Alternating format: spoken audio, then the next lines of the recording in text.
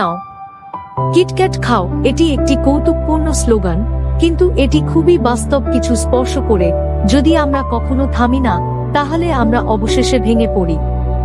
বিজ্ঞাপনদাতারা বোঝেন যে একটি ছোট বিরতি শক্তি এবং মনোযোগ পুনরুদ্ধার করতে পারে। কিন্তু অ্যাডভেন্টের মাঝামাঝি সময়ে ঈশ্বর আমাদের আরও গভীর ধরনের বিরতি দেন, কেবল শরীরের জন্য নয় বরং আত্মার জন্য একটি বিশ্রাম। আমাদের অতি সক্রিয় বিশ্ব প্রায় কলঙ্কজনক বলে মনে করে এমন একটি স্থিরতা। আজকের প্রথম পাঠে যিশাইও এমন লোকদের সাথে কথা বলেন যারা ক্লান্ত এবং নিরুৎসাহিত।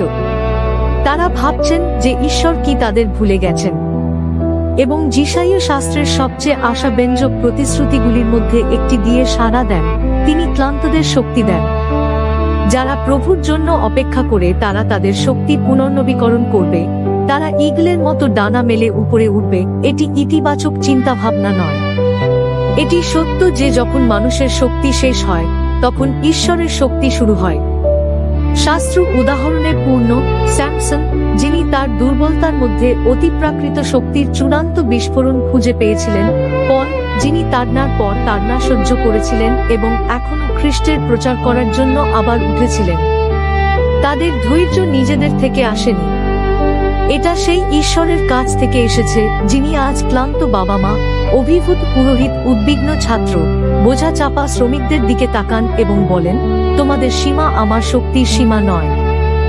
এবং তবু যখন আত্মার কথা আসে তখন আমাদের অনেকেই এমন যন্ত্রের মতো আচরণ করি যাদের কখনই শক্তি হ্রাস করার প্রয়োজন হয় না। আমরা কর্মক্ষেত্রে কফি বিরতির প্রয়োজনীয়তা বুঝতে পারি, কিন্তু ঈশ্বরের সামনে নীরবতাকে ঐচ্ছিক বা অনুৎপাদনশীল বলে মনে করি।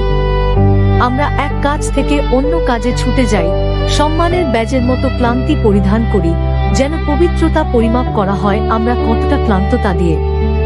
এখানেই পুরানো প্রলোভন প্রবেশ করে, সক্রিয়তার ধর্মদ্রোহিতা, এই মিথ্যা যে ঈশ্বরের রাজ্য আমাদের অবিরাম ব্যস্ততার উপর নির্ভর করে।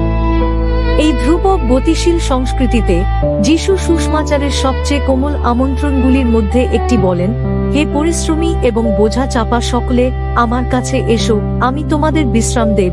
প্রথমে তিনি কি বলেন তা লক্ষ্য করুন, আমার জন্য আরো কিছু করো নয়, বরং আমার কাছে এসো। খ্রিস্টীয় জীবনের সূচনা বিন্দু খ্রিস্টের জন্য কাজ নয়, এটি খ্রিস্টে বিশ্রাম। আমরা সেই বিশ্রামকে প্রতিরোধ করি কারণ নীরবতা ভীতিকর হতে পারে। যখন শব্দ বন্ধ হয়ে যায় তখন আমরা অবশেষে আমাদের ক্ষত, আমাদের পাপ, আমাদের চাহিদা, ঈশ্বরের উপর আমাদের নির্ভরতার মুখোমুখি হই। তারপর যিশু আরো